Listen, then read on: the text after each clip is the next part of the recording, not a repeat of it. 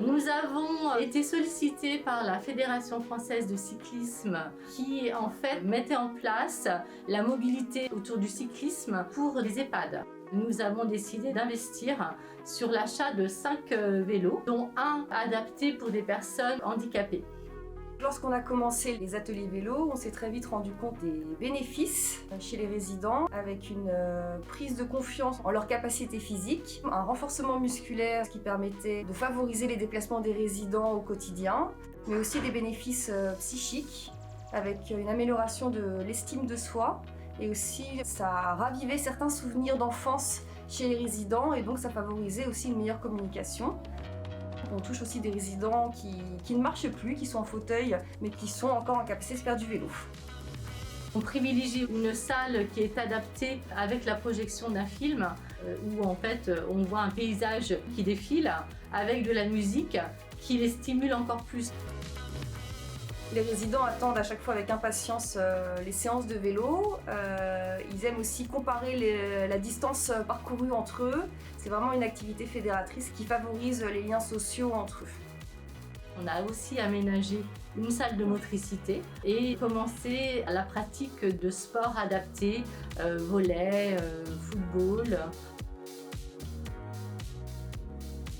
Nous, ce qu'on fait d'innovant, c'est qu'on propose en fait certains dispositifs de maintien à l'autonomie notamment, avec par exemple les casques virtuels. On propose des séances aux personnes âgées, notamment dans le cadre du PASA, de pouvoir bénéficier de ces casques. Concrètement, ils sont immergés soit dans d'autres pays, soit en plongée sous-marine, soit dans des endroits tels que des eaux entourés d'animaux. L'idée étant vraiment de leur apporter du plaisir et qu'ils puissent passer un moment convivial et se remémorer parfois leurs souvenirs d'enfance.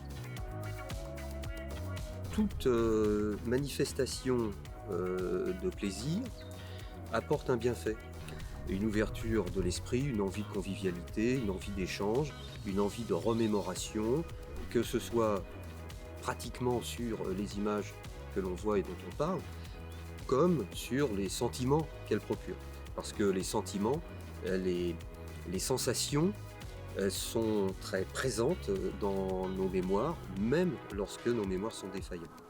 Donc on ouvre les chakras des personnes et du coup ils se servent mieux de leurs possibilités restantes, allant d'ailleurs jusqu'à étonner le personnel par des comportements qu'ils ne voyaient plus et qui étaient censés ne plus exister.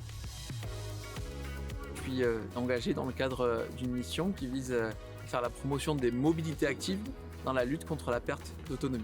On a notamment une préconisation de pouvoir mettre plus de moyens dans ce dynamisme-là, puisque au regard des échanges que j'ai pu avoir avec les différents acteurs de la Fondation, eh bien, il y a plein de projets, il y a une volonté d'aller plus loin, mais encore une fois, ça manque de moyens, donc il faut que les services de l'État, au plus haut niveau, s'engagent à pouvoir apporter ces moyens, parce que ce dynamisme-là doit être accompagné, doit être suivi au plus haut niveau. C'est un enjeu essentiel pour aussi reconnaître l'engagement, l'investissement du personnel sur le terrain.